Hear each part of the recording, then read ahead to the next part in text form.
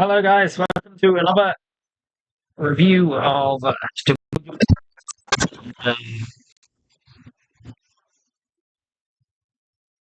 I've not done a review of the last Raw, last SmackDown or Raw. What's that? Plug the charger in. Not done a review of the last SmackDown or Raw. Or Raw. First and foremost, I'll say, apologies for that. I did say at the offset of this year, it's not going to be a thing where I review every show because this is not my job. It's just a side hobby. I find it difficult right now. Doing it because I'm European. So I like to prefer to watch the programs live if possible. I have made it. They didn't start at 1 a.m. my time. So Raw finishes about half 3 a.m. SmackDown at 4 a.m. In an ideal world, I could stay up, do that, watch them live, and then go immediately with a review where you normally get the more visceral emotion reaction of just having watched it. This is 2 days after Raw, and I'm still gonna fucking bury this program because my god, man! This week we saw one of the worst draws I've ever seen. Definitely the worst one I've watched since I started watching again every week. My god, man! Yeah, I managed to stay up for the last two, but I was watching live, but I was so tired. I didn't even watch. Yeah, I didn't even make notes or anything. Normally, I'll make notes while I'm watching the program. I should just start fucking watching it back like the next day. Honestly, I just tend to avoid that to avoid spoilers. But I was so tired. I was like, oh, I'm probably gonna fall asleep during this fucking program anyway. In the end, I made it through both of them, but then was just immediately off to sleep, and then didn't really see a need to rewatch them to actually make focused amounts of notes. So I'm going to be reviewing or recapping Raw kind of just off memory, not segment by segment as I've done with some reviews this year so far. Oh god, I mean it's probably the better way to do it because this was painful, man. First and foremost, we'll just talk about SmackDown. SmackDown, I think I've actually enjoyed it this year. It's the better show for sure right now, which is crazy because of how dog shit it was last year. Raw was not that much better last year. It wasn't exactly like it was lighting the world on fire. But it was easily the better of the two main roster shows. I still think NXT actually was one of the best. And no god, there's a rant about NXT at some point in this video as well, because I watched that last night and twitched off. And in general, my message here is I'm getting close with the fucking entire product. They need to do something different. Good god, like there are so many mistakes, so many things to criticize, so many things to change that I just why? Why the fuck are they doing all this shit? I'm gonna get into it today. SmackDown I thought was decent. It wasn't amazing, it was decent. There was a big shock. Charlotte Flair didn't qualify for the Elimination Chamber, which is, wow, considering a lot of people were thinking she was probably going to win it. I thought she would win it.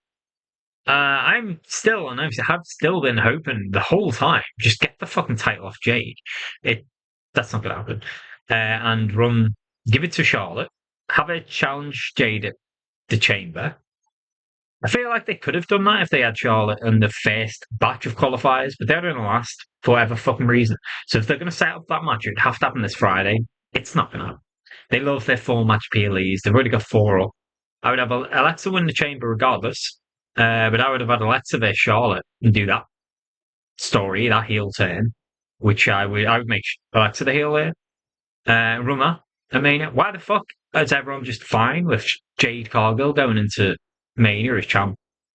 Everyone was only seeming okay with that because, oh, if Bianca comes back and wins the Rumble, or Bianca comes back and wins the Chamber, you can do that stuff and pick that up. Bianca's not here. She just had surgery on her finger, so hopefully she's on the mend and going to be back reasonably soon. Good luck to Bianca Belair. But yeah, fair play. A lot of criticism over the last year or so, last 2 years really, or just in general, Triple H's booking style is that he's very safe. They don't really push the boat out. There's been some shocks in the qualifiers. There was one on Raw this week as well. Io Sky did not qualify for the Women's Chamber either. Raquel Rodriguez did. I didn't mind that so much. I'm a little surprised they didn't have Io in, but if you looked at how they were doing it, it actually kind of made sense or fit the ethos in this composition of the Women's Chamber. There are 5 tag team wrestlers in there, and none of them have their partners in. The only single, I'm not single, is Tiffany Stratton, who I'm thinking is probably going to win it. I still hope Alexa does, and they just work Charlotte into the story somehow. A lot of people are suddenly, oh god, I love Rhea Ripley. She's fucking great. She's one of the best in the world, but I don't want this again. A lot of people are like, oh, why don't I have Rhea? And there's a very, very real possibility they have fucking Rhea in this. Bro, no one wants to see Rhea Jade. I don't give a shit. There's no story there already. Why you would have a Raw superstar come in and win it?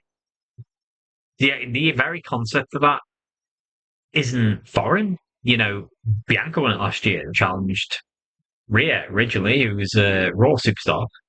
But at least they had Io then dethrone her, and they had Io and Rhea in there as a triple threat, which turned out to be a banger. One of the matches of the year. And the second best match of the year, in my opinion, after Rhea versus Io at Evolution. Why, you at least had Rhea and Io then to continue a story on. Rhea Ripley's not going to beat Jade Carter if she goes to Mania, I don't think. Because there's no way in hell Netflix are going to take Rhea Ripley off fucking their programming. Raw needs all the help it can get right now. SmackDown is the better show. SmackDown has been helped, of course, recently by Rhea and Io being on it as tag champs. They can flip between both shows. That's always the case, if you have big names as champs as well. Same with Lex and Charlotte. They were improving Raw when they were on it in the build up to War Games. They main evented it 3 times this week, for example. And Rhea and Io being there has helped Julia, etc. But all of a sudden, people online, the IWC, are saying Rhea takes on Jade. So the question then is, well, what does Io do? Oh, have Io take on Julia. What? So you just hand over both title matches to Raw superstars? The fuck is that? Raw's division is better than SmackDown's for sure in terms of the women. I don't actually think it has been this year, but in general, it's name against name. What a slap in the face that would be to the SmackDown locker room. You think of stuff like that. Fuck that idea. I do not want that. It's probably going to be fucking Tiffany and Jade again, which, oh god, we've seen it all.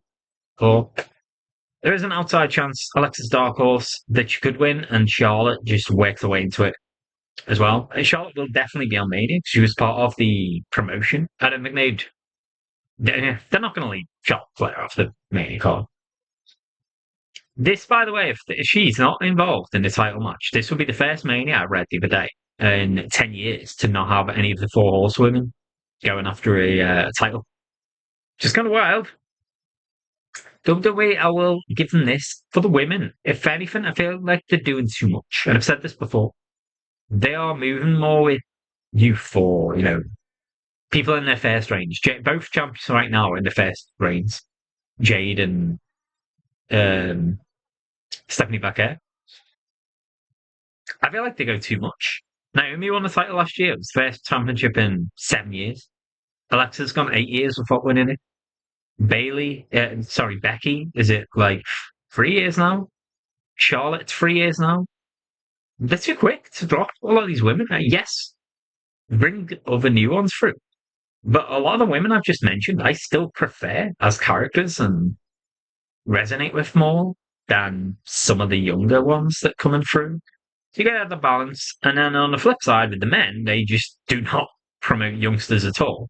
Still no man born from 1990 onwards has ever won the WWE Championship, which is fucking insane. It's just 40-year-olds plus. With the women, they get to 30 and they just can't mostly cut. It's going to be interesting to see who wins that Chamber match. I don't know if I'll do a Chamber preview this week. I'm kind of going to just cover it mainly here, and if I do a SmackDown review. But I will do a chamber review for sure. I'll be staying up late to watch that. I'll probably do the review the next day.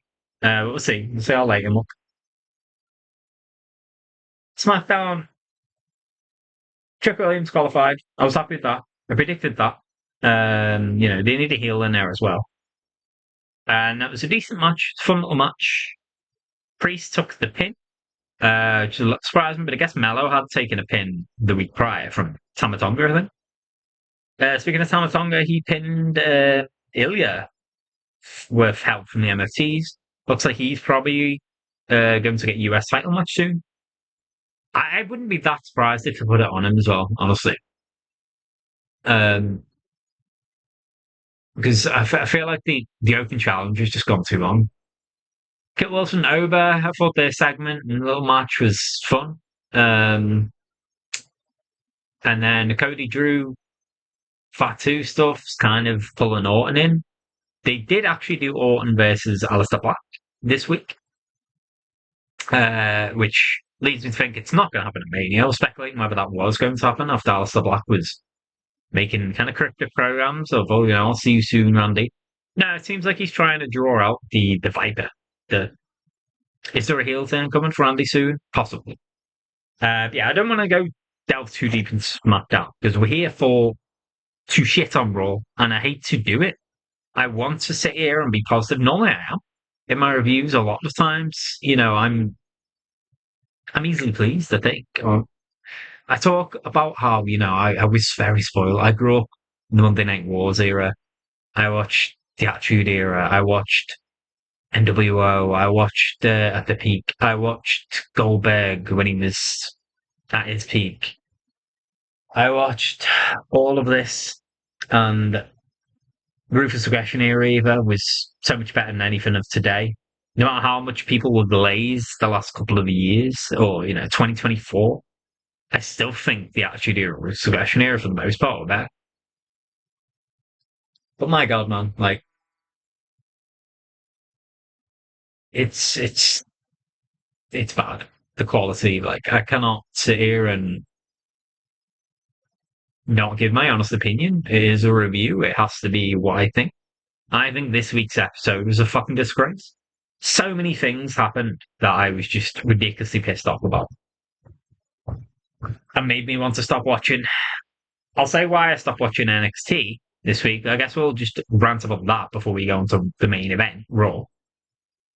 Blake Monroe, Mariah May, who is one of the greatest, that was involved in probably the greatest women's feud ever with Toni Storm. She was one of the big names in AEW. She rose to that level where, she'd still been there. She is one of the women of the division, probably with Toni Storm.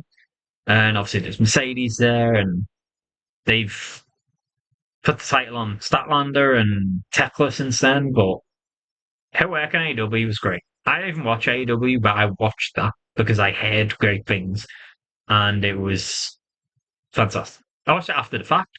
I watched it through their compilation videos. I went on their pay-per-views and watched hit matches. She is too big for NXT. Last night, they had her get beat by Thea Hale again in 68 seconds in a speed match. Like, bro, I had little hope. I was already fucking furious with it, disappointed with it. The fact they even put her in a fucking speed tournament qualifier match. She lost in 68 seconds.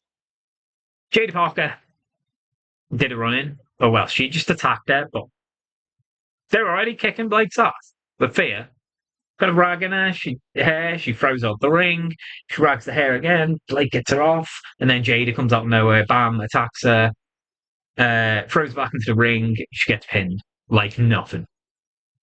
What the fuck are they doing? This week, the ratings dropped for the new video game, WWE 2K26. Which, from what I hear, I haven't played any of the wrestling games in many years. From what I hear, it's kind of like FIFA, there are very little changes every year, these games, and they still charge ridiculous amounts of money. Her rating is 78. Like, what? Oh, did they not realize what they've got? I feel like she's still getting punished for the unintentional way she lost the NXT North American Women's Championship. Even the week before that, when she came out, she was scheduled to do an open challenge. They don't know what they're doing. She was supposed to come out, do an open challenge, and then everyone come out. She kind of like acted all scared and then got attacked. There's not the Mariah May of AEW. She's still there. Mariah May has huge amount of talent. She's better than this. She should be on the main roster. What they do? I blame them. I blame creative. The misuse of her. She's dropping down the card, man. And that pissed me off so much. I just straight up turned NXT off. I've watched every minute of NXT this year. I haven't done any reviews. I haven't really spoken about it as much because honestly, not too much has happened. But I am aware enough that, they lost a lot of their stars. Ova went to main roster. Jordan Grace went. Javon went. Trick went. So there was an influx of new talent from Evolve. They got Elio LaFleur from, I think it was in AAA. They could even have used Powerhouse Hobbs. And where the fuck's Hobbs? The only time we've seen him since the Royal Rumble, he's doing an interview on Stephanie McMahon's fucking podcast. Where is he? Jesus Christ! Fine, we know he might go to NXT, but I don't know why he's not being used. It's more than likely they're going to send him to SmackDown or Raw. Good God. So yeah, the program hasn't been as good recently. Tatum was missing for like a month. Anyone seen Tatum? Who the fuck knows? She was finally back last night, I believe. Good God, man. Like, Tatum and Blake, when we were eating well. My two favorite women in NXT. Probably my two favorite women in WWE after Alexa was first. They're two of my top three. They were both champs at one point. One glorious moment. That great pay-per-view, Halloween Havoc they did. Then it was downhill from there, to be honest. Yeah, even NXT pissed me off this week. But man, on to Raw. Good God. It actually started fine. Gunther come out. It was the AJ Styles tribute show. I hasten to add. So, good God, like what AJ will think about his name being permanently forever attached to this dog shit show. I don't know. The start and the end was good. The end, AJ came out and did a beautiful speech. He thanked the fans, thanked the company, thanked everyone he'd worked with, and every feud he'd been in, etc. over the years, all for all the sport. Superstars come out, lying there, front of the stage, applauding him. Triple H amongst them. I saw Triple H, I saw LA Knight, I saw there were various segments throughout the night as well of people from AJ's past. Like Chris Park was there as a Abyss. Of course, they go back to TNA. Frankie Kazarian was there, who was the current TNA champ thing. There were rumors when AJ was going to retire, he would go to TNA, but he did say in a speech he's going to just call it there. Like, he ran through the whole, how many ball games I missed, how many big family events, how much time I missed with my wife. And, I'm kind of at the age now where I just want to enjoy my life, before he's kind of physically unable to do that. He can go travel, he can take his wife where he wants, or maybe he just wants to relax and chill at home. I don't know. He's earned the right to do whatever the fuck he wants. AJ Styles is wrestling royalty. I do not want this scathing review of the AJ Styles tribute show to be in any way thought of as a diss at him. He was the best part of the show, this segment. Undertaker came out at the end, and I'm going to call this a win, because I was the only fucker predicting this. I said maybe they had him. I said this all the build up to the Rumble, when it became apparent he was taking on Gunther at the Rumble. And I was like, well, they've kind of booked themselves a corner now. He's going to have to lose. You can't beat Gunther after, the John Cena stuff. They had him lose at the Rumble, and then I'm saying during the review of that show as well, well, maybe they're not doing this at Mania because they're going to put him in the Hall of Fame at Mania, and maybe AJ didn't want to like overshadow that. He wanted that weekend to be just about his Hall of Fame thing, or maybe if they announced he's going to Hall of Fame, but then he's going to have a retirement match against Gunther at Mania, it was a bit too obvious he was going to lose. Well, I was correct. They are putting him in the Hall of Fame. Undertaker announced this. For one wild moment, the way he's talking, I thought, are they going to fucking wrestle at Mania? I don't think anyone wants to see that. As much as I love both of them. I mean, AJ can still go, but Undertaker's like good. Good God, man. For someone I grew up watching, he had so many classic matches. Even 7, 8 years ago, he was too washed to get a good match live. They had the Boneyard match, of course, but they had the benefit of the cinematography. They could do takes there and edit it, and you could take any fucking random. They could probably take me and get a decent match out of it if they had enough time and the edits and all this shit. So I didn't want to see that. Thankfully, it was a Hall of Fame induction instead. I was predicting, oh, yeah, when I was talking about it, oh, maybe AJ wanted to go in and retire before that if he's going in the Mania Hall of Fame. But his reaction seemed genuine. I don't know whether he did actually know about this.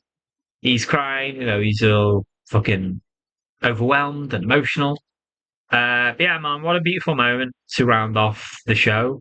And that's something I don't know whether I'll watch the Hall of Fame ceremony during Mania weekend, honestly. But we'll see. I don't know. It might be something I watch back in like the week after. So the show began and ended well. Gunther came out interrupted. He cut a scathing promo on the crowd, said the celebrating mediocrity. Of course, it was Atlanta, Georgia, which is kind of home turf for AJ. He grew up in Gainesville down the road. But Gunther, I had to laugh when Adam Pearce come up the mic and he's saying, Gunther, stop, and all this. And Gunther just carried on. He's fucking ignored him. And Pearce is like yelling and it's just I love that. I was pissing myself. He just carries on, acts like he's not even there, and then for another 30 seconds before he finally stops. And Pearce is like, Gunther, he's got closer. He's got to like the edge of the ring by this point. Gunther walks up the aisle, still gloating, still talking shit. Dragon Lee attacks him. And this brawl went backstage. They actually give Dragon Lee more offense than I thought. I said the exact same thing with their brawl a couple of weeks ago. Or was it 3 weeks ago? This is leading to a match next week, presumably. I thought we'd actually get it this week, and they'd kind of wrap that storyline up before Chamber, and then once Chamber's done, they'll move on to other stuff.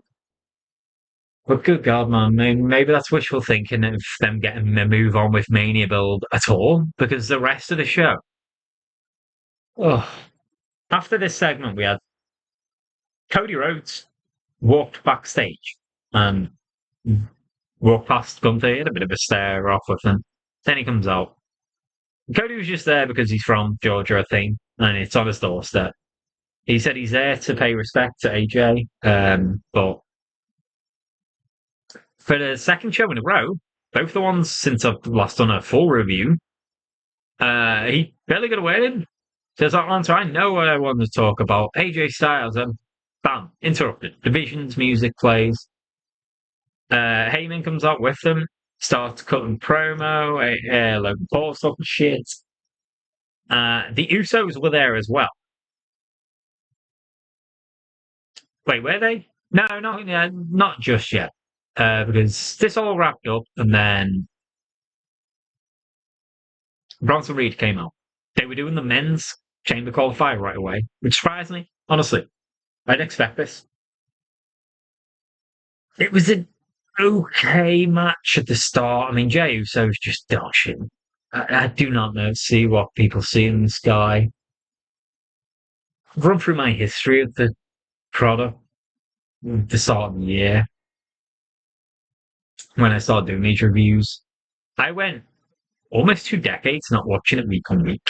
But there were times, 3 months, 6 months, a year here or there, I'd kind of drift in and out and keep a close eye, watch clips, then I'd disappear maybe for a couple of years, doing other shit in life, and then catch up on, oh, let's see who's champ right now. Look at Wikipedia, catch up on it, all this shit. I missed most of the Usos Raw because when over the last decade, the main thing I looked at when I was catching up on the product was the main event scene or the entire women's scene. The women's scene just improved dramatically from what I was used to watching as a kid, which was nothing basically. They were nothing. They were just bra and panties matches and shit. So I wasn't exactly looking at tag team division with Jey Uso. When I came back, I was like, oh, this guy's in a really good position now. See, there's a reason why. I want to see why this guy's so over. I still don't see it. He's fucking shit. I don't know if he was great in his day. Maybe he's just washed. But this fucking guy, he cannot wrestle. He just botches everything, which is sloppy because of his involvement. Chad Gable, Bronson Reed, great. Gable at one point picked up Reed for, I love this shit. His slow German, my God, man, it was figure beauty. The match was going okay until Bronson Reed unfortunately got injured. Man. And then it was it's like a curse the entire show there for the next 2 hours. It was dog shit. Utter dog shit. With one exception, Javon versus Kofi was on last night. I thought that was good. Javon especially, getting more rub. It's great to see him finally not wrestling the fucking Americano because he was kind of stuck in that vortex for the last 5, 6 weeks. And obviously, there's a lot of parallels between Kofi and Javon and their high flying style, their kind of underdog nature. I thought that match was good. But once Bronson Reed got injured, man, the show just. Oh. I'm not going to blame Jey Uso and Chad Gable for this match kind of derailing. After that, I actually thought they saw it out okay, as well as you could hope for in terms of, the ref. You could see after this. Let's just discuss how it happened. First of all, it was a freak accident. I don't think anyone's explained. I saw some people, as much as I've just shit on Jey Uso, some people were blaming Jey Uso for this on the IWC. Fucking idiots. It's not his fault. He's gone for a pin on Gable. Bronny Reed comes out of nowhere. I say nowhere. You could kind of see him in the corner. You could see him actually just wait to break the fucking pin. Just so. But then he runs up, kind of flings himself, his body past Jey Uso, but then his arm is designed to come out and basically just like drag him, pull him off as he's going. It was they announced right before the main event, I think, the AJ segment. Michael Cole said it was a distal bicep tear, and apparently I've seen this on the IWC afterwards. The expected timeout was going to be 3 to 6 months for this. That's so unfortunate, man. Like, especially given he missed Mania last year as well, Bronson Reed. At the time it was his ankle, this time it's his bicep. Really, really unfortunate. I saw as well, it's now all three members of the original Vision out injured. My God, man, like, how rough that is. A group that, for majority of last year, was kind of like the main thing on Raw, that the show was kind of built around them. I was never that sold on them. I feel like they were struggling most of the time. But what a sad way for this to go. Now it's just Logan Paul and Austin Theory. It's a shame. Who knows where they go now, man? Like, this could fuck up plans. It was supposed to be, I'm sure, Reed and Paul and Theory against an amalgamation team. I feel like maybe they dragged the Luchas back in. Rey Mysterio's had problems with them in the past. If he doesn't wrestle Gunther, which a lot of people are predicting, maybe they could have put him there. LA Knight, of course, is the obvious one because he's been feuding in the division non-stop. Well, if we're going to have him in Mania, put him in there. Rumor has it could be LA Knight versus Brock Lesnar. Trust me, we're going to get to Brock Lesnar in a bit. Fucking it. Just what the...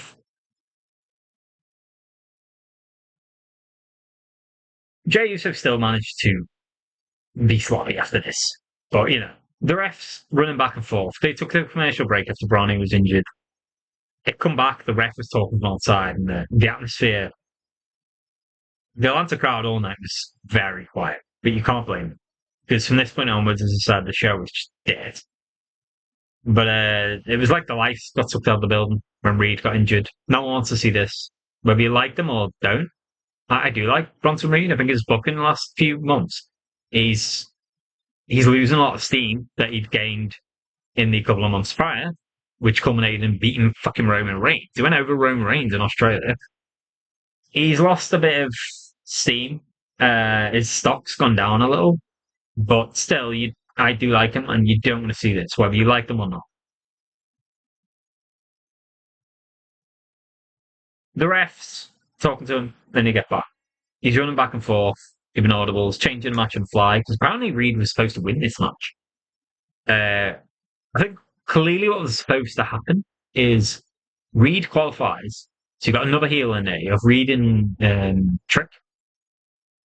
And then you have four baby faces. Javon, Randy, Cody, and who's two qualifier? You're Raw. Oh, LA. And then I think the masked man was probably going to make an appearance and cost Bronson Reed. Or, lead him to being on it. I don't think cost, I don't think he'd been one of the last guys. That match is between Cody and Randy, quite clearly. Probably Cody gonna win. Yeah, I think that is how it would have gone. And then they changed it and they put Jey Uso in there. So he's gonna fucking run it back, isn't he? In the chamber, man. He's gonna climb on top of the pod and he's gonna run it back. They did it in War Games, they did it in fucking Royal Rumble. It's gonna happen. It's not his fault, son.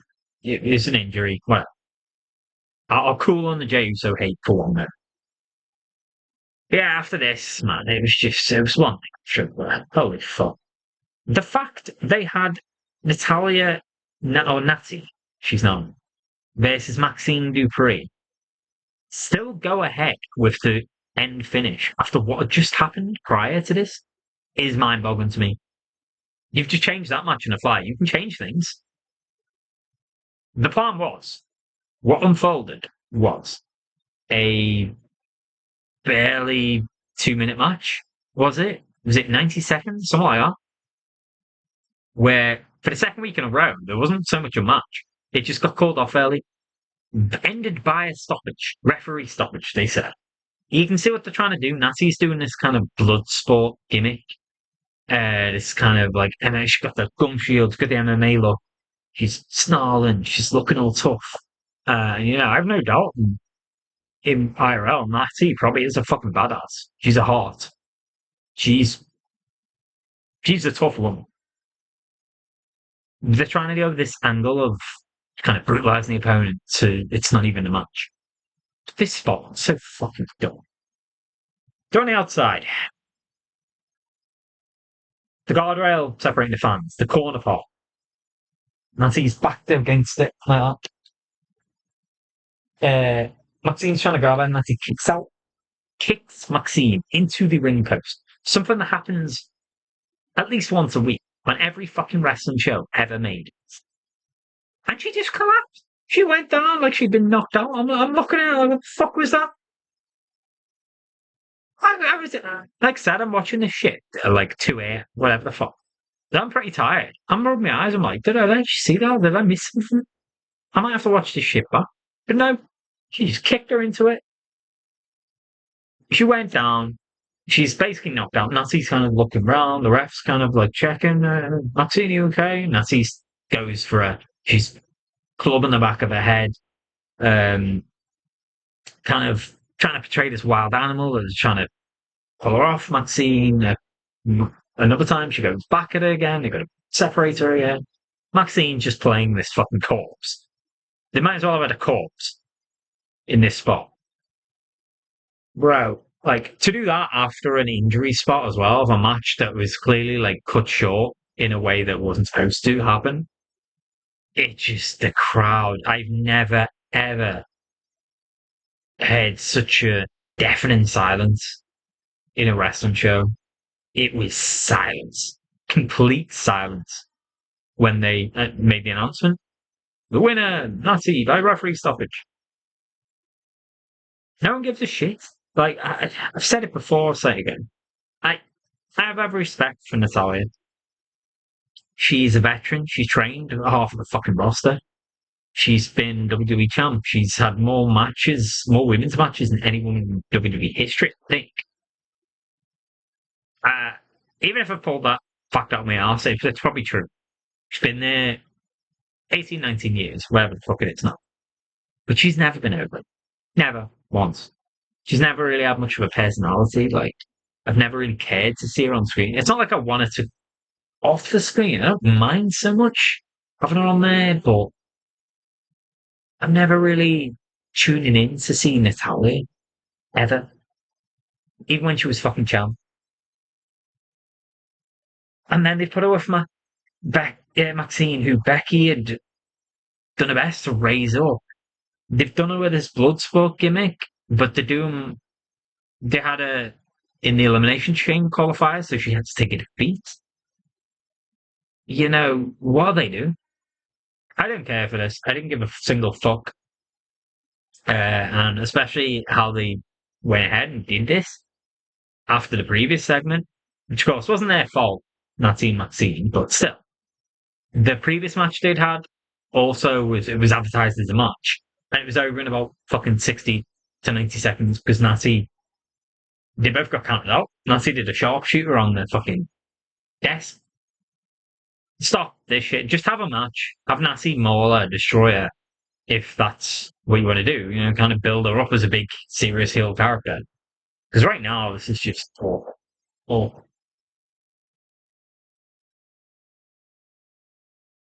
Javon Kofi was good, as I said. The crate was there. They said they're going to open it together. Apparently, Nicole Pierce had sent it to SmackDown and Aldous. Aldous had sent it back to Pierce. It was back there again. So they're going to open it together at the Chamber. Now, news has come out recently saying that Chris Jericho's contract is allegedly frozen by AEW. He's still listed under their contract with Superstar, so it's looking less and less likely now that it's Jericho. I have no fucking idea who it is. IWC is normally a good way to kind of get rumors mill, get a finger on the pulse of the rumor mill. And I've seen that someone called Danhausen, I have no idea who that is rumored to be this. So I kind of don't give a fuck. If it's not Jericho, I don't really shit. But yeah, that's going to happen on Chamber apparently. And then something else that just infuriated me.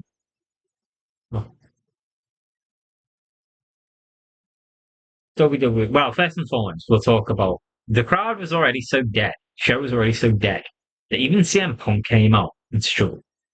The crowd didn't react much. They did a bit, did not much. I think his promo, because Balor, I don't think was at the arena. Or, well, he had been earlier on the night, I beg your pardon, with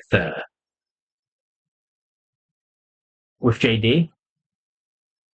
JD was apologizing for, being a bit too exuberant in trying to jump Punk and kind of make Balor's decision for him previous week. They had some crosswords and then kind of just the rest of what we saw of Balor was via vignette, hyping this upcoming match at Chamber against Punk. So Punk came out and kind of talked about Roman Reigns a little more than Balor if anything. His whole angle was, talking about hypotheticals, because Adam Pearce keeps saying, you might be putting the Mania main event at risk. And he kept talking in auxiliaries. Oh, I could say what if, blah, blah. I could say what if this and that. I could say what if. But he made a big mistake unintentionally at one point. And I feel like watching him speak, he realized it the next part of what he was saying. And it kind of he threw himself off his game and it didn't quite hit. Rare off night for Punk on the mic here, I think. Because I think throughout this whole year, especially, he's been great.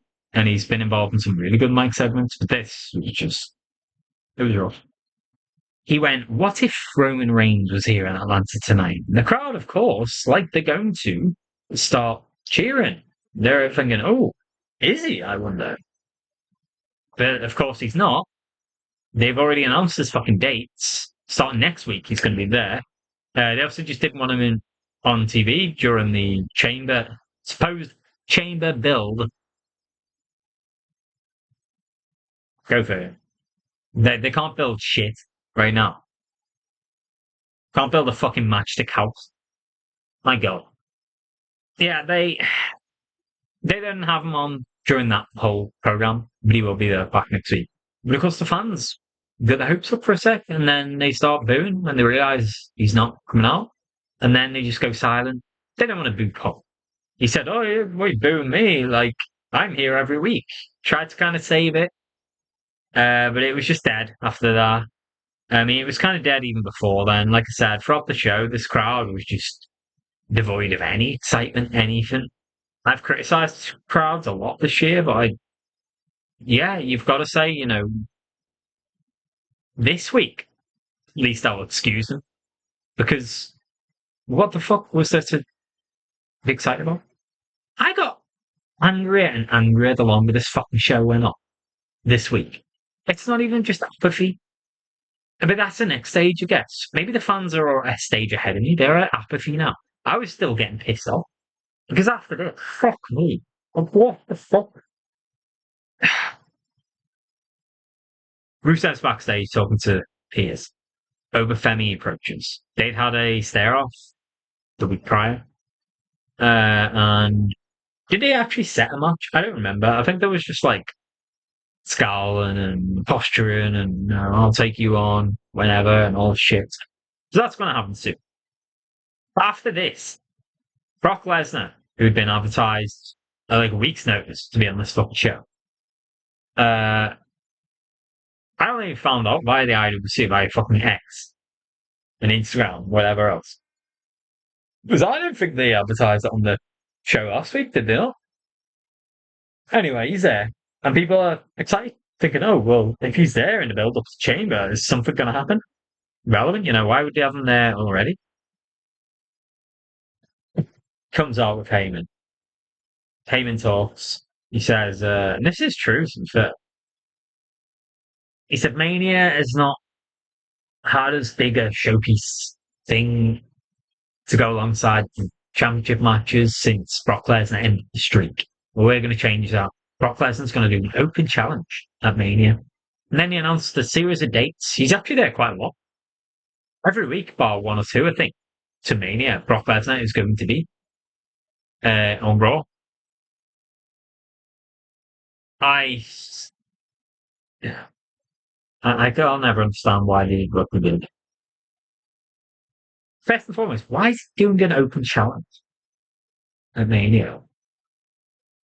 And got all these dates. What are they going to do? It's not like with the dates, Roman's coming, him and Punk will be building the story, they'll be interacting.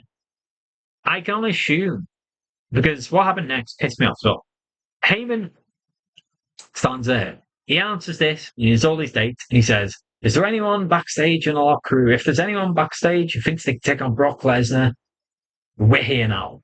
Reveal yourself now." Bear in mind, we already know Femi's in the fucking arena. No one came out. No fucker came out. So immediately, the whole roster look like pussies. None of them have come up to take him on. Femi, who, when Heyman announced this open challenge, he's saying, who will respond? Who will take on the beast? Who will stand up and take on this Titan? The crowd said, they made their voice known. They started chanting over, because it's what everyone wants. Surely they're going to do this. The rumor was it's going to be LA Knight versus Brock Lesnar. Some of the dare cheats or Meltzer, whatever the fuck they're reporting. That is WWE's penciled in plan as of like late January, early February.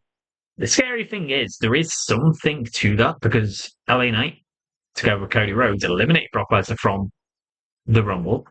And of course, as I've maligned throughout the last fucking 6 months enough. LA Knight has been stuck in this vision vortex, i.e. Heyman's guys. And who is that was a Heyman guy? Brock Lesnar. So I could see them kind of making sense of that. No one wants though. Everyone wants over. So, this struck me at this week's segment as one of them, maybe where they're trying to engage fandom. Let the fans book the match for themselves, basically. They have to have been listening. It has to be it, surely.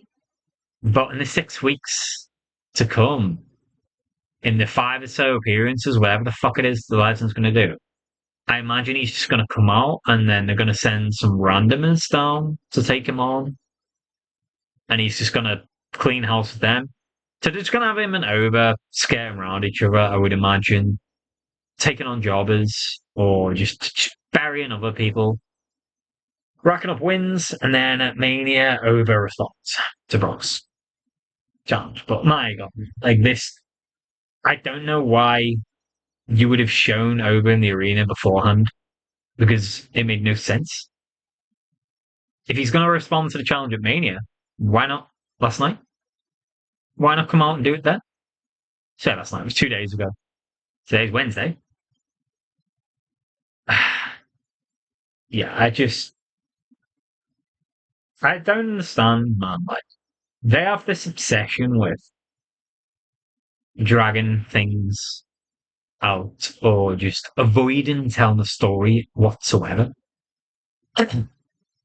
You could set up a story between Over and Brock.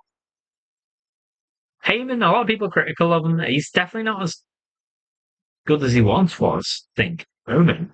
I don't think he feels as passionate about it as when he was with Roman. But he's still one of the best talkers the industry's ever seen. Over's a good promo as well. Why not have used these weeks to set something up? But the second they said it's going to be an open challenge at Mania, I knew that they're not going to do any kind of build-up story, because why would you? It's obvious who's going to respond to the challenge then. Maybe they could do one where he's kind of torn over, like, oh, I dare you. You're not going to take on the challenge. You're not going to respond to the challenge. I dare you. And then Over announces the intention that he will do that, but then gets taken out. And the Lesnar's like laughing. He's like, oh, I've took him out of Mania contention now. And then come Mania, Over does return. He is fit. Takes on. They could maybe do something like that. But I just wouldn't have gone this direction at all, man. They just had him out there basically to put his date up, try and sell tickets. That's all they did. That's so sad, but it's so indicative of TKO's current manifesto. Sell tickets at all costs. Announce the dates. They did the same with John Cena. Announce all the dates they're on. Did the same with Roman Reigns. It's a fucking idea. Build new stars. You could have crowned Braun Breaker after Seth Rollins got injured, but you didn't. You couldn't do that, could you? You fucking idiots. You could have had Obafemi win the Rumble, take on Drew McIntyre, but you couldn't do that, could you?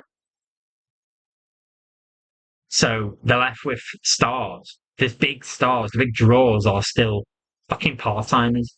They're 40, approaching 50 years old. Like Roman Reigns, like Brock Lesnar. John Cena last year still felt bigger than the whole roster, even though he'd been part-time for years. He hadn't won a singles match in 7 years, and he still felt like the biggest deal on it because it's John fucking Cena. But also because they've just not built up these new stars. They're too scared to do anything with them. And if Obafemi does not go over Brock Lesnar Mania, they're doing the same thing again. This is how you make stars. It has to happen. Oh, this whole segment pissed me off. Another one that pissed me off. Liv Morgan and Stephanie Becker. I love both of them. I'm not feeling this build up at all. Last week I shit on that thing because Stephanie Becker came out. I'm sure it was a beautiful promo. She did it all in Spanish. And what's more, it was it was a recap of what happened earlier that day. And they didn't put fucking subtitles on. Well, to start this segment, they recapped it and put subtitles on it this time. So why the fuck have you done that? Why couldn't you have done that last week, you stupid prick? My God. There's someone backstage supposed to be working on this. I always wonder if they tried to do this, or they thought subtitles were going to appear, and then when they were going to rely, thought, oh shit, it didn't work, or something, something didn't happen. Something fucked up in the editing process. Because the show's live, they didn't have time to show this again. I don't know, because it's not even like they put it on YouTube afterwards with subtitles, I think. I had to go and fucking X and see one of these things, WrestleTalks, WrestleVotes, BodySlam.net, whatever, one of the fucking big wrestle accounts transcribed it for me. I discovered this afterwards. So I already wasn't feeling it. They had Liv cry as well. Whatever. I've shit on that. If you want to see my opinion on that dog shit segment last week, watch last week's review. This week, no better. My opinion. Liv goes out. No one bought this at all. First and foremost, Dom's with her. I feel like it's kind of taken away from the women trying to tell a story. Him just being a hanger-on right now. Dom, what have they reduced him to? I get he was injured for a while, but since he's come back, he's just been a spare part for Liv, basically. Maybe Tiffany Stratton was right, But yeah, Liv's playing this. Oh, I am son. I didn't realize how much hardship you've been through, Stephanie, and all this shit. No one thought this kind of meek, pussy whipped, almost babyface, contritionist Liv. It didn't suit her. It just sounded awful. The crowd were. It went on so long with this whole act that the crowd were just lost. I mean, they're already pissed off at the abysmal program and that preceded this segment by about an hour. The abysmal program that would follow this segment by about an hour. But this was part of it. I did not give a fuck about it. They flew Jade out to Atlanta. She announced on Friday on SmackDown. I'm going to be there on Monday. Liv makes a decision. They took so long for her to make this decision. I was expecting them to do it after Chamber as well. What the fuck's that about? I thought, they'll keep it hanging so it makes it a little more predictable, maybe, who's going to win the Chamber. It would not surprise me if it is a Raw woman, i.e. Rhea. I don't think the other two have a chance, to be fair, Asuka or Raquel. But, you would think it's more likely it's going to be SmackDown then. It's not going to be Kiana, so Alexa or Tiffany. So I thought, maybe that's why Liv's kind of delayed on deciding because she's interacted with them both. Maybe they just want a time where they can excuse bringing Liv onto Raw onto SmackDown, trying to help SmackDown's views. I don't know, man. But Jade was there and did nothing. She came out. Liv's doing all the talking to Stephanie. Turns to Jade as if she's going to challenge Jade, and then bam, down to her. Turns around, whacks Stephanie the on the head with the microphone, I think. Stephanie went down like sack of shit. Great selling. And then Liv assaults Stephanie the ground and pounds her. She gets up, spearing her into the corner ring post, and then oblivion. Liv does this shit in heels, and it's still fucking beautiful. It's a credit to Liv for it. Like, it doesn't matter. You could put anything on this woman's feet. She's still a badass. She's still great. But I'm just not caring much for this. I'm not caring a lot for Liv promo work, honestly, since she got one. Hitting ring work's great as usual. But for whatever reason, and I love Liv, it's just not hitting. I did not give a fuck. Jay just wanders off. She's happy with her night to work. She got paid to stand there for 2 minutes and just walk off. Dom is just there to introduce Vaquer and Jade Cargill. That's the only reason the only thing they had him do this week. But next week he is going to take on Penta. So there's that, I guess. What else happened? I'm gonna said this was gonna be short. I'm approaching an hour already. I thought it was gonna be like a half an hour video, so I just want to wrap up. Raquel won the women's chamber qualifier. Yeah, I don't mind this too much. I thought the match was decent. This was, along with Javon and Kofi, the only thing I would say was up to standard, besides the start and end. It didn't, neither of them set the world on fire, but they were fine. There wasn't anything egregious, wasn't anything to be too critical of. There were a couple of sloppy moments here or there in the match. But generally, I think all of them work well together. Mostly Io and Kyrie kind of doing halfbacks all the time, really. Kind of teaming up to take on the giant, Raquel. Raquel pins Kyrie after Io get looked to have had the match won and gets thrown off the turnbuckle by Kyrie. Well, Kyrie comes in, tries to take advantage. Raquel, but bam, two on a bomb into a pin. She folded her up, like to the extent where Kyrie's ankles are on the mat, either side of her head. Like fucking hell. She's going the full Rhea Ripley pin route. Yeah, everyone would have assumed Charlotte and Alexa and Rhea and Neo would be in the chamber together. No, no Charlotte, no Io, which is kind of wild. So you know what? It's a decision to not have Io on a big PLE, especially chamber when she's available to do that. But I will commend the shine they give other women like Kiana, like Raquel. I don't mind it, honestly. It's just kind of wild to say. I do prefer Io to Raquel as much as I like both. Io is just insane. She's the best wrestler in the world of all the women. But yeah, I don't mind it, man. Honestly, I think the women's chamber's shaping up quite nicely in terms of the names. I've seen a lot of people shitting on it because of some of these big names not being on it, but I think it's a pretty cool mix. Women. Now you have two heels as well. More importantly, Asuka. You have three, I guess. Asuka and Kiana and Raquel. So three heels, three faces. There are. There's only one heel in the men's chamber. Yeah, like I said, I don't think I'm going to do a chamber review show, but Raw this week just felt devoid of ideas. It feels so often that they just meander along. How many matches are set up for me? Two now.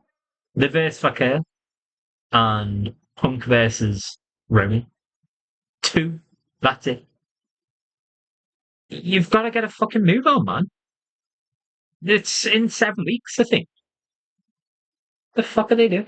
They have this habit of doing this all the time. I'm sick of the modern product of 4 match PLE and we're fine. It takes 3.5 hours. The abundance of ads.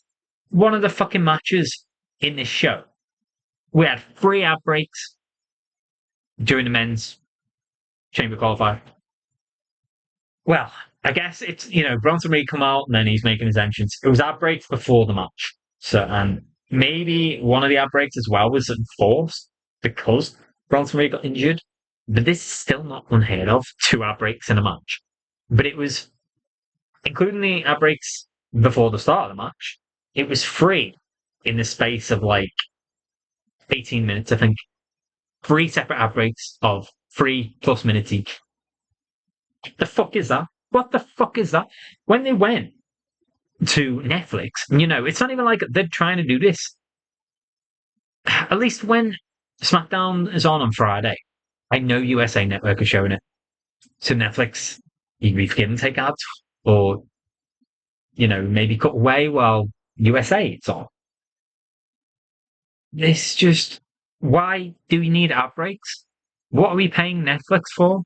It's a fucking streamer service. So why the ad breaks? Pisses me off, man. It's all about the money. All about the money from TKO. It's all they care about. So they give you next to nothing.